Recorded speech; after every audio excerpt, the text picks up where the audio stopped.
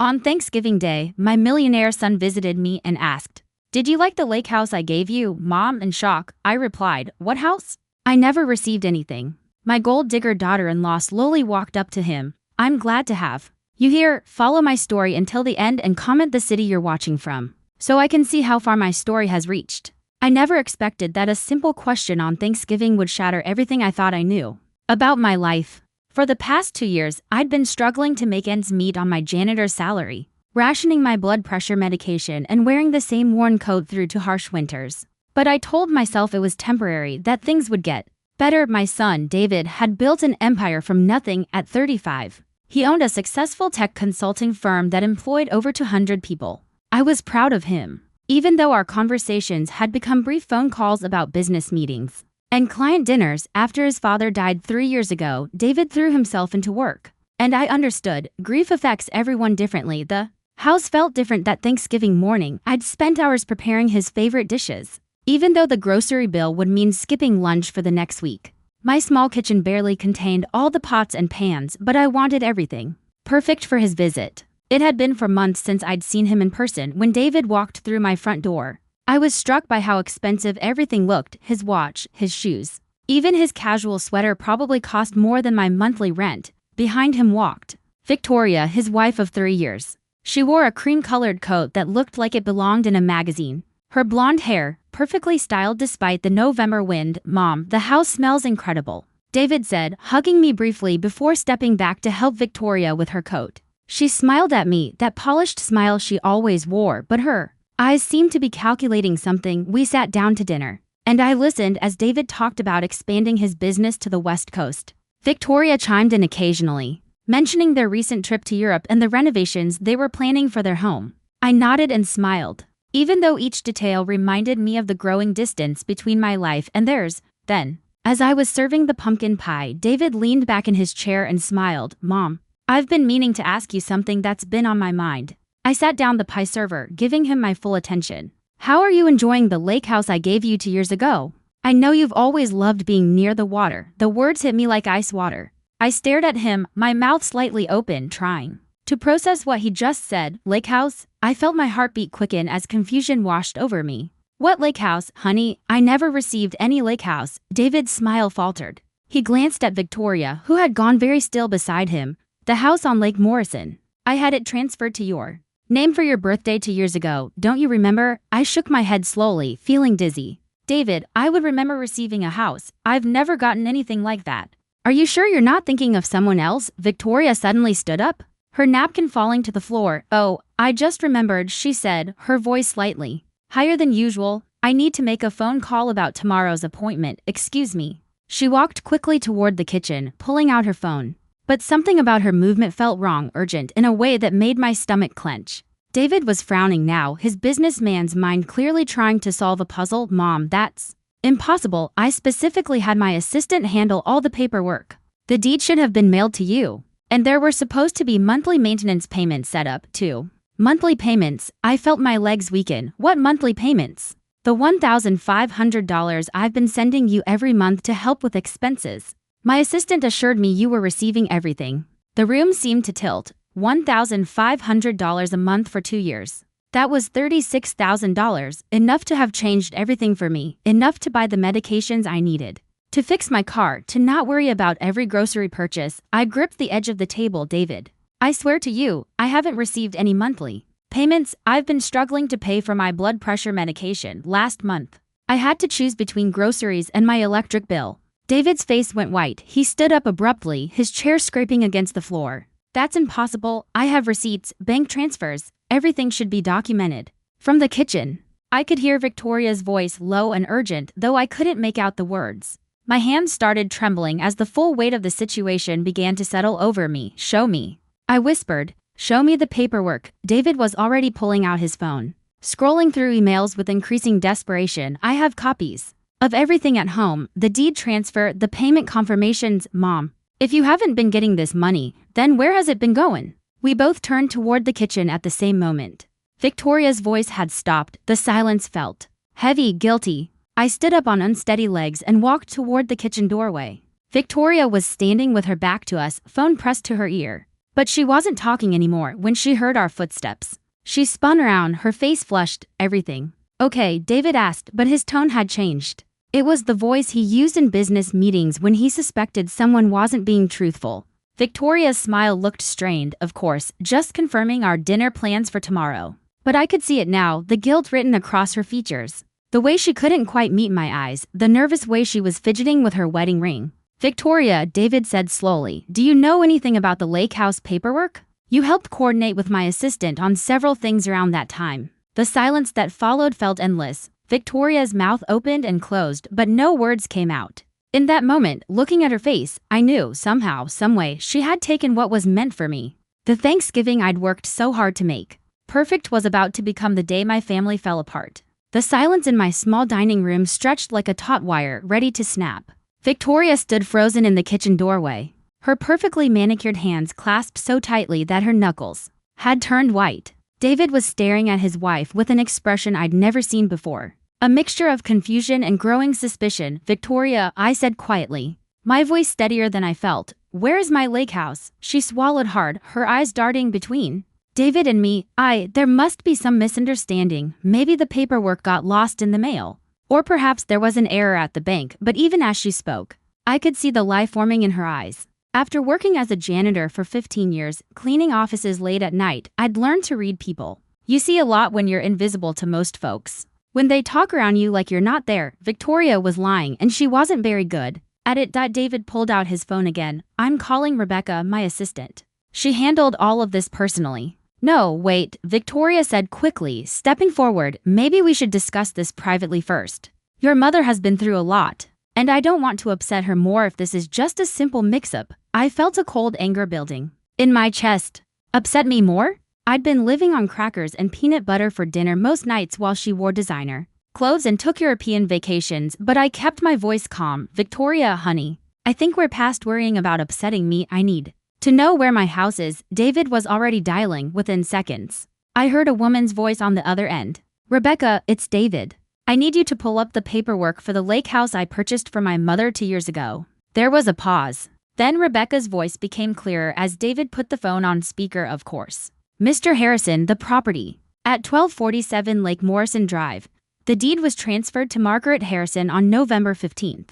2 years ago. I have copies of all the signed documents. My heart pounded. That was my name, my address for the paperwork, but I had never signed anything. And the payments, David asked, all processed as requested. $1,500 transferred on the first of every month to the account you specified. Account holder named Margaret Harrison. Routing number ending in 4782. I felt the blood drain from my face. I don't have an account ending in 4782.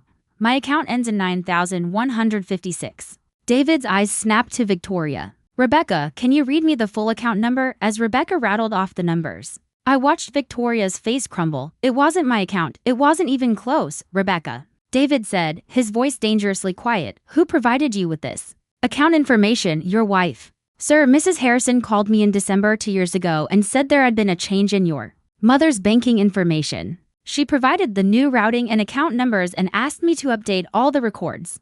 The phone slipped slightly in David's hand. Victoria made a small, desperate sound in the back of her throat. And the deed, David continued, where was it supposed to be mailed to? The address Mrs. Harrison provided. Let me see, 847 Maple Street, apartment to be. I'd never lived on Maple Street. I'd been in the same small house for 10 years. David hung up the phone, and the silence that followed was deafening when he looked at Victoria. His face was completely blank, which somehow seemed more terrifying than anger would have been. Explain, he said simply. Victoria's composure finally shattered. Tears started flowing down her cheeks. But they looked more like panic than remorse. David, you have to understand. My parents were about to lose their house. They're elderly, and my father's medical bills were bankrupting them. I just borrowed the money temporarily. Borrowed? I whispered. You mean stole? No. Victoria's voice rose. I was going to pay it back. I just needed time. And the lake house. It's not like you were using it. My family needed a place to stay while they got back on their feet. I felt something crack inside my chest. Not like I was using it, Victoria. I've been working double shifts to afford my medication. I've been eating 1 meal a day to make my grocery money stretch. I haven't been able to turn my heat above 60 because I can't afford the electric bill. David was staring at his wife like he'd never seen her before. Victoria. My mother could have died. What if she'd had a medical emergency and couldn't afford treatment, but she didn't? Victoria said desperately. She's fine, she's healthy. My father has diabetes and heart problems. He needed the money more. The callousness of her words hit me like a physical blow. Fine, healthy, I thought. About the nights I'd lain awake, chest tight with stress, wondering how I'd pay for my next prescription. The times I'd stood in the grocery store, calculator in hand, putting items back because I couldn't afford them. Where is my house now? I asked. My voice barely above a whisper. Victoria wiped her nose with the back of her hand. Her designer makeup smearing. My parents are living there, and my brother's family, they've been renovating it, making improvements with my money, David said flatly. Victoria nodded miserably. I sank into my chair, feeling suddenly exhausted. For 2 years, I'd told myself that David was too busy to check on me regularly, that his success meant he didn't need to worry about his mother anymore. I'd been proud of his independence, even as I struggled alone, but all this time, he thought, he was taking care of me. He thought I was comfortable and secure. Mom, David said, his voice cracking slightly. I'm so sorry. I thought you were okay. I thought you had everything you needed. I looked at my son, this successful manhood, worked so hard to build a better life. And I saw the little boy who used to promise he'd take care of me when he grew up. He tried to keep that promise. But the woman he trusted most in the world had stolen it from both of us. How much? I asked Victoria, how much of my money did you take? She was quiet for a long moment. All of it, she finally whispered. $36,000 plus a house that was probably worth at least $200,000 more. Victoria's family had been living like kings on money that was meant to keep me from poverty. David stood up slowly, his movements careful and controlled. Victoria, pack your things. I want you out of my house tonight. David, please, she begged, reaching for him. We can fix this. I'll make it right. I'll find a way to pay your mother back. He stepped away from her touch. With what money? You haven't worked a day since we got married. Everything you have, everything your family has been living on was stolen from my mother. I watched my daughter-in-law fall apart, and I felt nothing, no pity, no satisfaction, just a hollow emptiness where trust used to be. She'd looked me in the eye for 2 years, had sat at this very table, knowing I was struggling while her family lived in luxury at my expense. As Victoria's sobs echoed through my small dining room, I realized that this Thanksgiving would indeed be unforgettable, but not because of the family gathering I'd hoped for. It would be remembered as the day I learned that sometimes the people who smile the brightest are the ones hiding the darkest secrets. After Victoria left that night, sobbing and begging for forgiveness that neither David nor I could give, my house felt different, quieter, but not peaceful. The silence was heavy with unanswered questions and the weight of betrayal that seemed to settle into every corner. David wanted to call his lawyer immediately, but I asked him to wait, not because I was having second thoughts about pursuing this, but because something told me we needed to know the full extent of what Victoria had done before we moved forward. Thieves rarely steal just once, and I had a feeling this went deeper than a house and some monthly payments. Mom, you don't need to do anything, David said as he sat across from me at my kitchen table, his expensive suit wrinkled from the long, awful day. Let me handle everything. You've been through enough. But I shook my head. For 2 years, I'd been the victim of Victoria's lies. I'd been helpless, unknowing, while she systematically robbed me of what little security I might have had. Now I knew the truth, and I wasn't going to sit back and let others handle my business. I need to see it all, I told him. Every document, every bank record, every piece of paperwork. I need to understand exactly what she did to me. The next morning, after David went home to change clothes and gather documents, I called in sick to work for the first time in 2 years. Mrs. Henderson, my supervisor, was surprised but understanding when I told her I had a family emergency. If only she knew. David returned with boxes of paperwork and his laptop. We spread everything across my small dining table, the same table where Victoria had sat just hours before, playing the role of the concerned daughter-in-law while hiding her crimes. The first document we examined was the deed to the lake house. My signature was there, clear as day, on a document I'd never seen before, but as I stared at it, something seemed off. This isn't how I sign my name, I said, pointing to the signature. Look at the M in Margaret. I always make it with a little loop at the top, but this one is just straight lines. David pulled out his phone and took a picture of the signature, then found an old birthday card I'd signed for him last year. The differences were subtle but clear once you knew what to look for. She forged your signature, he said, his voice flat with anger. We kept digging. The bank records showed that the monthly payments had been going to an account that was indeed in my name, but at a bank I'd never done business with. Someone had opened an account using my personal information. I need to see this account. I said. David called the bank, but they wouldn't give him information over the phone since he wasn't an account holder. So we drove there together, my hands shaking as I walked into the marble lobby of First National Bank with my driver's license and social security card. The account had been opened 2 years and 1 month ago, just weeks before the first payment was supposed to go to me. The address on file was 847 Maple Street, apartment to B. The same address Rebecca had mentioned. The phone number listed wasn't mine either, ma'am, the bank representative said, looking confused as she scrolled through the records. You've never actually been in this branch before, have you? No, I said firmly. I've never been here in my life. She showed us the signature card from when the account was opened. The same fake version of my name, signed by someone who wasn't me. This is identity theft, the representative said, her voice concerned. You need to file a police report immediately, but we weren't done yet. David had brought copies of all his financial records related to my care. And as we sat in the bank's customer service area, a more complete picture began to emerge. The monthly payments were just the beginning. David had also been sending additional money for my medical expenses, money I'd never seen. $500 when he thought I needed new glasses, $800 for what he believed was dental work. $1,000 last Christmas as a bonus. Every single payment had gone to the fake account. How much? I asked, though I was afraid to hear the answer. David's fingers moved across his phone's calculator. His face went pale. $43,000. Over 2 years, she stole $43,000 from you. I felt dizzy. $43. Zero was more money than I'd ever had in my life. It was enough to have changed everything. To have given me security and comfort in my older years instead of the constant stress of living paycheck to paycheck. We drove to 847 Maple Street next. It was a rundown apartment complex on the other side of town. The kind of place with flickering neon signs and broken concrete steps. Apartment to be was empty, with a for rent sign in the window. She probably rented it just long enough to establish the fake address, David said, his jaw tight with anger. But I was thinking about something else. David, how did she get my personal information? My social security number, my date of birth, all the details she'd need to open that account. He was quiet for a moment. From our house, I keep copies of important family documents in my home office. She would have had access to everything.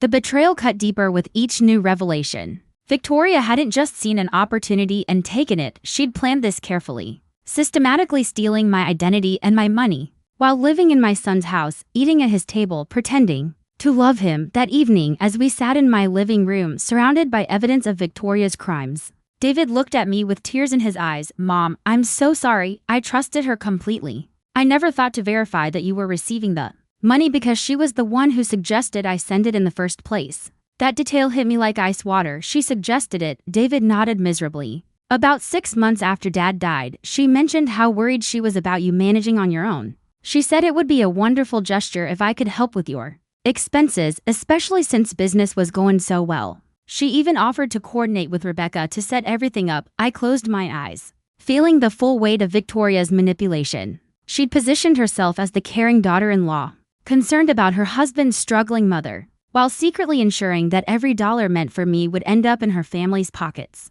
And the lake house, same thing. She said you'd mentioned wanting to live near water, that it would be good for your health and peace of mind. She helped me find the property, negotiated the price, handled all the paperwork. Victoria had played my son like a violin, using his love for me against both of us. She'd made him feel generous and caring while systematically robbing me of everything. He tried to give me as David gathered up the papers to take to his lawyer. I sat alone in my living room, staring at the walls I'd grown so familiar with. Over the past 2 years, this small, cramped space with its old furniture and broken air conditioner wasn't supposed to be my reality. I was supposed to be living comfortably in a beautiful house by the lake with enough money to buy my medications, without counting pennies. Instead, Victoria's parents were probably sitting by that lake right now, enjoying their stolen retirement while I'd been rationing my blood pressure pills and wearing secondhand clothes. But knowing the truth, as painful as it was, felt like the first step toward getting my life back. Victoria had stolen more than money from me. She'd stolen 2 years of security, of dignity, of the peace of mind that comes with knowing your child is taking care of you. Tomorrow, we'd start the process of getting it all back. But tonight, for the first time in 2 years, I went to bed knowing exactly where I stood. And that knowledge, bitter as it was, felt like power. The morning David's lawyer called with the results of his investigation. I was scrubbing floors at the office building, where I'd worked for the past decade. My knees ached against the cold tile and my hands were raw from the industrial cleaning solutions. But I kept working because I needed every dollar from this job, at least, I thought I did. Mrs. Harrison, Mr. Patterson's voice was grim when I called him back during my lunch break. We need to meet immediately. What we've uncovered goes far beyond what we initially suspected. David picked me up after my shift, his face drawn with exhaustion. He'd barely slept since Thanksgiving, throwing himself into the investigation with the same intensity he brought to his business deals. But this wasn't business, this was personal, and it was destroying him. At the lawyer's office, we sat across from Mr. Patterson as he laid out a file thick with documents. Victoria didn't just steal from you, Mrs. Harrison. She's been running what amounts to a small-scale fraud operation using your identity. The room seemed to tilt as he explained. Victoria had used my personal information to open not just the one bank account but 3 separate accounts at different banks. She'd applied for credit cards in my name, taken out a small loan, and even filed false tax returns claiming me as a dependent while reporting income I'd never earned. The IRS has been trying to contact you about discrepancies in your tax filings. Mr. Patterson continued. They've been sending notices to the fake address. You're currently under investigation for tax evasion. I felt like I was drowning. Tax evasion, but I've filed my taxes honestly every year. We know that now, but the IRS doesn't. Victoria has been reporting that you received the money David sent. Money that you never actually got. From their perspective, you've been hiding income. David's hands were clenched into fists. How much did she steal in total? Mr. Patterson flipped through several pages, including the original $43,000, plus additional credit card spending, loan proceeds, and fraudulent tax refunds. We're looking at approximately $78,000. The number hit me like a physical blow. $78,000. I made $18,000 a year scrubbing floors. Victoria had stolen more than 4 years of my salary, and the house? That's where it gets more complicated, Mr. Patterson said. The property is legally in your name, Mrs. Harrison. Based on the forged deed, Victoria's family has been living. They're making improvements with the stolen money, and they've actually increased the property value significantly. I thought about Victoria's parents, whom I'd met only twice at family gatherings.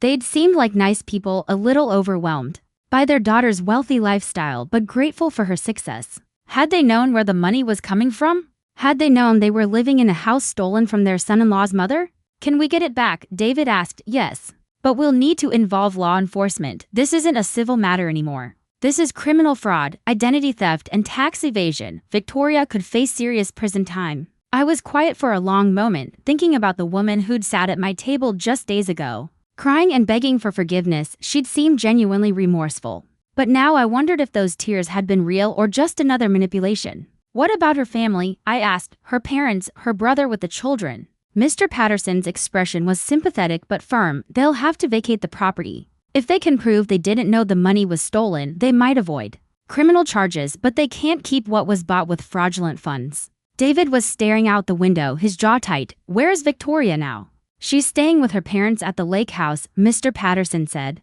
Our investigator confirms she's been there since she left your house on Thanksgiving. So she ran straight to the people who'd been living off my mother's stolen money, David said bitterly. Of course she did. That afternoon, we drove to Lake Morrison. I'd never seen the house that was supposedly mine, and as we pulled into the long driveway, I gasped despite myself. It was beautiful.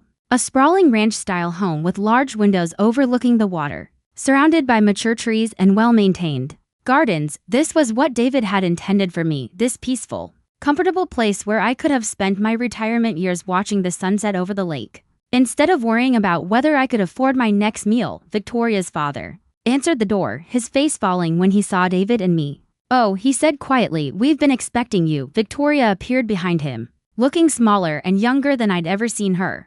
Her designer clothes had been replaced with jeans and an old sweater, and her face was puffy from crying. Margaret, she said, her voice barely above a whisper, I'm so sorry. I looked at her. This woman who'd smiled at me across countless dinner tables while systematically destroying my financial security, and I felt nothing but cold anger. Are you? I asked. Are you really sorry, Victoria, or are you just sorry? You got caught. She started crying again, but I wasn't moved. I'd seen her tears before, had believed in them. Had even felt sorry for her sometimes when David worked long hours and she seemed lonely. I never meant for it to go this far, she sobbed. It started with just borrowing the first payment to help my parents with their mortgage. I was going to put it back before anyone noticed. But you didn't, David said, his voice like ice. You took more and more. You stole my mother's identity, filed false tax returns, opened credit cards in her name. That's not borrowing, Victoria, that's fraud. Victoria's mother had appeared in the doorway. Her face streaked with tears. We didn't know, she said desperately. We thought David was just being generous, helping us through a difficult time. Victoria told us he'd insisted on buying us the house. I looked at this older woman, probably close to my age, and I saw genuine shock and horror in her eyes. She hadn't known, none of them had known except Victoria. The IRS thinks I'm a tax cheat because of what your daughter did, I said quietly. I could go to prison because Victoria filed false returns in my name, Victoria's mother gasped, pressing a hand to her mouth. Oh my God, Victoria, what have you done? But Victoria just kept crying, offering excuses and apologies that meant nothing now. She'd had 2 years to confess, 2 years to make this right, and she'd chosen to dig deeper instead. Mr. Patterson stepped forward with a briefcase full of legal documents. Mrs. Stevens, I'm going to need you and your family to vacate this property within 30 days. Everything purchased with the fraudulent funds will need to be returned or compensated for. As I watched Victoria's family absorb the reality of their situation, I felt something I hadn't expected, relief, not satisfaction, not revenge, just relief that the truth was finally out in the open. The police will be here tomorrow to arrest Victoria, Mr. Patterson continued. I'd recommend she turn herself in voluntarily. Victoria looked up at David with desperate eyes. Please don't let them arrest me. I'll pay everything back, I promise. I'll get a job. I'll work day and night. David shook his head sadly. With what skills, Victoria? You've never worked a day in your life. You don't even know how to work. All you know how to do is take. As we left the lake house, I turned back for one last look at the place that should have been my home for the past 2 years. Soon it would be, but it felt hollow now, tainted by the knowledge of how Victoria had stolen it from me. Mom, David said as we drove away, I'm going to make sure you never want for anything again. I'm going to take care of you the way I should have been doing all along. I patted his hand gently. You were taking care of me, honey. It's not your fault that Victoria stole what you gave me. But as we drove back toward my small, cramped house, I knew that everything was about to change. Victoria would face the consequences of her crimes, and I would finally get the security and comfort that David had always intended for me to have. The confrontation was over, now came justice. The divorce papers were finalized on a gray Tuesday in February, 3 months after that devastating Thanksgiving dinner. I sat in the courthouse hallway beside David as his lawyer emerged from the courtroom with news that Victoria had signed everything without contest. She'd already been sentenced to 18 months in prison for fraud and identity theft, and fighting the divorce would have only added legal fees she couldn't afford. It's done, Mr. Patterson said, sitting down beside us. The marriage is dissolved. All assets purchased with stolen funds revert to their rightful owners. Mrs. Harrison, you now legally own the lake house, and all the money in the fraudulent accounts has been frozen pending full restitution. David let out a long breath. What about her family? They vacated the property last week. Her parents moved in with her brother temporarily, and they've been surprisingly cooperative. I think they're genuinely horrified by what Victoria did. I felt a strange mix of relief and sadness, relief that this nightmare was finally ending, but sadness for the collateral damage. Victoria's parents were innocent victims, too, in their own way. They'd lost their home and their savings, all because their daughter had chosen to steal instead of asking for help. Honestly, the weeks that followed were a whirlwind of paperwork and adjustments. David threw himself into making things right with the same intensity he'd once brought to building his business. He hired a team of accountants to untangle Victoria's fraudulent tax filings, worked with the IRS to clear my name, and personally oversaw every detail of transferring ownership of the lake house back to me. But the most important change was in David himself. The successful businessman who'd been too busy for regular phone calls became a son who stopped by every few days, who called just to check on me, who insisted on taking me to doctor's appointments and grocery shopping. You don't have to hover, honey, I told him one afternoon as he helped me pack the few belongings I wanted to keep from my old house. I'm not going anywhere. He paused, unfolding one of my quilts, his hands stilling on the soft fabric. Mom, I missed 2 years of your life because I was stupid enough to trust Victoria completely. I'm not missing anymore. I understood his guilt, even though I didn't think he deserved it. Victoria had been a master manipulator, playing on his love for me to hide her crimes. But I also understood that trust, once broken so completely, takes time to rebuild. Even trusting yourself, moving into the lake house felt surreal. The place was beautiful, but it carried the weight of everything that had happened. Victoria's family had taken good care of it, I had to admit. The gardens were well maintained, the house was clean and updated. And they'd even added a screened porch overlooking the water that I fell in love with immediately. But it felt like moving into someone else's life rather than reclaiming my own. We can change anything you want, David said as we walked through the rooms together. New furniture, different paint colors, whatever would make it feel like home to you. I appreciated his thoughtfulness. But I wasn't sure new curtains would erase the knowledge that Victoria's father had sat in this living room for 2 years, reading his morning paper. While I'd been rationing my medication 50 miles away, the financial restitution process was more complex than I'd expected. The accounts Victoria had opened in my name contained not just the money David had sent, but also funds from the credit cards she'd used and the loan she'd taken out. Untangling what belonged to whom required forensic accounting and months of documentation. The good news, my new financial advisor explained, is that when all is said and done, you'll have not just the original money your son sent, but also accumulated interest and some additional compensation for the identity theft. We're looking at approximately $95,000 once everything is recovered. $95,000. I'd never imagined having that kind of money. It was enough to live comfortably for years, to never worry about choosing between groceries and medication again, to actually enjoy my retirement instead of working until my body gave out. But the money felt strange in my hands, tainted by the knowledge of how it had been stolen and recovered. I found myself almost missing the simplicity of my old life, where I knew exactly where I stood, even if that place was barely getting by. The hardest part was dealing with the community's reaction. In a town the size of ours, Victoria's arrest and trial had been front-page news. Everyone knew what she'd done, and by extension, everyone knew that I'd been the victim of an elaborate fraud scheme. People's reactions varied wildly. Some were sympathetic, offering help and expressing outrage on my behalf. Others seemed almost suspicious, as if they couldn't believe I hadn't known what was happening. A few made comments that suggested they thought I should be grateful for the attention, as if being defrauded was somehow better than being ignored. The worst were the people who acted like I'd won the lottery instead of having my identity stolen. Well, at least it all worked out in the end, one neighbor said cheerfully. Now you're sitting pretty by the lake. I wanted to shake them, to explain that having your daughter-in-law systematically steal your identity and rob you for 2 years isn't something that just works out. That the money and the house came with the knowledge that someone you trusted had viewed you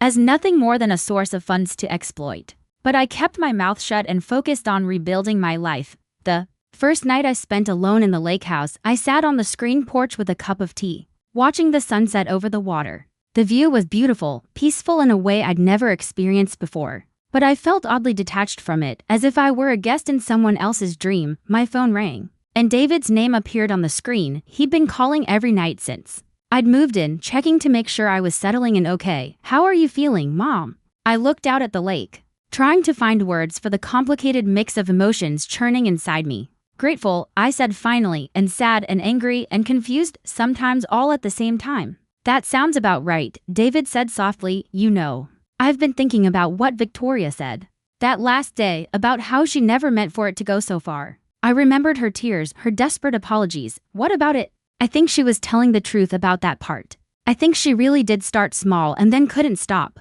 But that doesn't make it better, does it? If anything, it makes it worse. She had dozens of opportunities to confess, to make it right. And she chose to dig deeper every single time. He was right. Victoria's initial crime might have been impulse or desperation, but everything that followed had been calculated deception. She'd looked me in the eye at family dinners, had hugged me at holidays, had listened to me worry about money, all while knowing she was the reason I was struggling. I keep thinking about how proud she seemed, I said, when she talked about her family's renovations to the house, the improvements they were making. She was proud of what they'd accomplished with my stolen money. She wasn't just stealing from you, Mom, she was stealing from both of us. She stole the relationship we should have had these past 2 years. The peace of mind I thought I was giving you after I hung up with David. I walked through the house that was finally, legally, undeniably mine. It was beautiful, comfortable, everything I could have wanted. But it would take time before it felt like home instead of evidence of a crime. I settled into the master bedroom that night, in a bed that was mine, in a house that was mine, with enough money in the bank to last me the rest of my life. I should have felt triumphant. Instead, I felt exhausted. But as I drifted off to sleep to the gentle sound of water lapping against the shore, I realized that exhaustion wasn't necessarily a bad thing. It was the exhaustion that comes after. A long, difficult journey is finally over. Tomorrow, I could begin the work of making this stolen dream into something that truly belonged to me. 1 year later, I stood in the same screened porch where I'd spent that first confused night. But everything had changed. The space that had once felt far now wrapped around me like a comfortable embrace.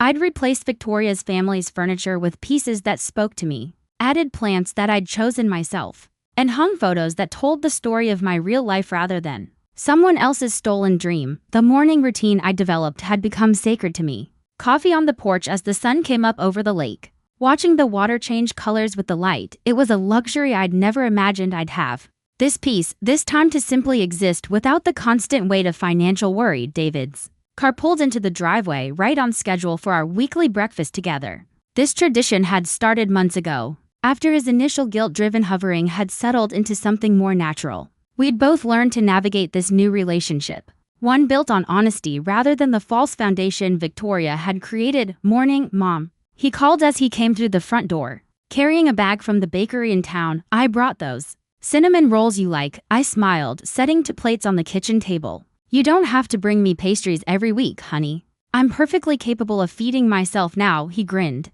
"I know you are, but I like bringing them. Besides, Mrs. Chen at the bakery always asks about you. Half the town has adopted you as their favorite success story." It was true. The same community that had whispered about my situation during Victoria's trial had embraced me. Once justice was served, people stopped me at the grocery store to ask how I was settling in. Neighbors brought casseroles when I first moved to the lake, and the mailman made sure to mention whenever he had good news to deliver. "Any word from the lawyer about Victoria's appeal?" I asked as we settled into our usual spots at the table. David shook his head. "Her public defender filed the paperwork, but Mr. Patterson says it's basically a formality. The evidence was too overwhelming and she pled guilty to everything. She'll serve her full sentence." 18 months had seemed like such a short time when the judge announced it. But as the seasons changed and my new life took shape, I'd stopped thinking about Victoria's timeline and started focusing on my own. "How do you feel about that?" David asked, studying my face carefully. I considered the question seriously. A year ago, I might have wanted Victoria to suffer more, to face consequences that matched the scale of what she'd stolen from me. But now, sitting in the house that was truly mine, with money in the bank and my son's genuine attention, revenge felt less important than it once had. "I feel like she's where she needs to be," I said finally, "not because I want her to suffer, but because she needs to face real consequences for what she did. Maybe prison will teach her something that our family never could." Through the legal process, I'd learned more about Victoria's psychology than I'd ever wanted to know. She'd grown up in a family that struggled financially, always comparing themselves to others who had more. When she married David, she'd suddenly had access to wealth she'd never imagined, but apparently it hadn't been enough. She needed to feel like she was the provider, the one who could solve her family's problems. The therapist her lawyer recommended says she has something called entitlement syndrome. David had told me months ago she genuinely believed she deserved whatever she could take because life had been unfair to her. I'd thought about that explanation for a long time. Life had been unfair to me too, when I'd lost my husband and found myself struggling to make ends meet. But I'd never considered that unfairness gave me the right to steal from others. "Have you heard anything about her family?" I asked. David nodded. "Her parents moved to Arizona to live with her aunt. Her brother found a job in another state. They're starting over, basically." I felt a pang of sympathy for them. Victoria's crimes had destroyed more lives than just mine. Her parents had lost their home and their savings. Her brother's children had been uprooted from their schools and friends, all because Victoria had chosen theft over honesty. "I've been thinking about writing them a letter," I said. David's eyebrows rose. "Really? What would you say?" "That I don't blame them, that I hope they're doing okay." I paused, stirring sugar into my coffee. Victoria made her choices, but they didn't deserve to pay for them. We sat in comfortable silence for a while, looking out at the lake. A family of ducks had taken up residence near the shore, and I'd gotten into the habit of tossing them breadcrumbs from my morning toast. Simple pleasures that I'd never had time for when every moment was consumed with survival. "I have something to tell you," David said eventually, his tone shifting to something more serious. I looked at him expectantly. "I've been seeing someone. A woman I met at a business conference. Her name is Jennifer. And she's nothing like Victoria." I felt a flutter of anxiety, then forced myself to relax. "Tell me about her." "She's a forensic accountant, actually. She helps companies investigate financial irregularities. She knows what Victoria did, knows the whole story, and she's not interested in my money. She makes good money of her own, I smiled, a forensic accountant, that seems appropriate. David laughed, I thought you'd appreciate the irony, she's also incredibly honest. Sometimes brutally so, she told me on our third date that she thought I was too trusting and needed to work on my boundaries. Smart woman, when do I get to meet her? Only if you want to, I'm not rushing anything this time. I'm learning to trust my own judgment again. And part of that means not seeking approval from everyone else before I know how I feel myself. I reached across the table and squeezed his hand. I'm proud of you for taking your time, but when you're ready, I'd love to meet her. After David left, I took my usual walk around the property. The gardens that Victoria's family had planted were thriving under my care. But I'd added my own touches. A vegetable patch where I grew tomatoes and herbs, a reading nook under the old oak tree, a bird feeder that attracted cardinals and blue jays. The house was becoming mine in ways that had nothing to do with legal ownership. It was filled with my choices, my memories, my quiet daily routines that no one could steal or forge or manipulate. That afternoon, I did something I'd been planning for weeks. I called my old supervisor at the cleaning company, Mrs. Henderson. This is Margaret Harrison. I wanted to let you know that I won't be coming back to work. There was a pause. Are you feeling all right, Margaret? You've been out quite a while now. I'm feeling better than I have in years, I said, smiling. At the truth of it, I'm retiring. It felt strange to say the word. I'd never imagined I'd be able to retire, had assumed I'd work until my body gave out. But the money Victoria had stolen and that had been recovered, combined with the house and David's ongoing support, meant I could finally stop scrubbing other people's floors and start living for myself. That evening, I sat on my porch with a glass of wine, watching the sunset paint the lake in shades of gold and pink. My phone buzzed with a text from David. Jennifer wants to know if you like Italian food. She's thinking of cooking for you next weekend. I typed back, tell her I love Italian food. But she doesn't need to impress me. I already like anyone who makes my son happy. As darkness settled over the water, I thought about the woman I'd been a year ago, tired, struggling, proud, but quietly desperate. She would never have believed that this peace was possible. This sense of security and contentment Victoria had stolen 2 years of my life, but in a strange way. Her crimes had also given me something I might never have had otherwise. They'd forced David to truly see me, to understand that I needed more than just financial support. I needed his presence, his attention, his genuine care. They'd also taught me something about my own strength. I'd survived the theft, the investigation, the trial, the complicated process of reclaiming my identity in my life. I'd learned that I was tougher than I'd given myself credit for, more resilient than I'd ever needed to be before. I'd also learned something about forgiveness, not forgiveness for Victoria, who would have to earn that through genuine change that I might never witness, but forgiveness for myself, for being trusting enough to believe in her lies, and forgiveness for David, who'd been manipulated just as thoroughly as I had been. As I locked up the house and headed to bed, I felt the deep satisfaction that comes from a day well lived and a life reclaimed. Tomorrow would bring new small pleasures, new quiet joys, new moments of peace that no one could steal.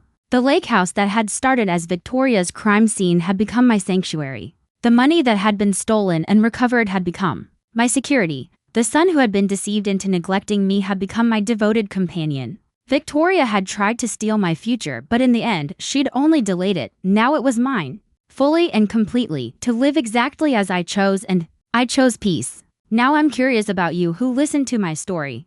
What would you do if you were in my place? Have you ever been through something similar? Comment below, and meanwhile, I'm leaving on the final screen to other stories that are favorites, and they will definitely surprise you. Thank you for watching until here.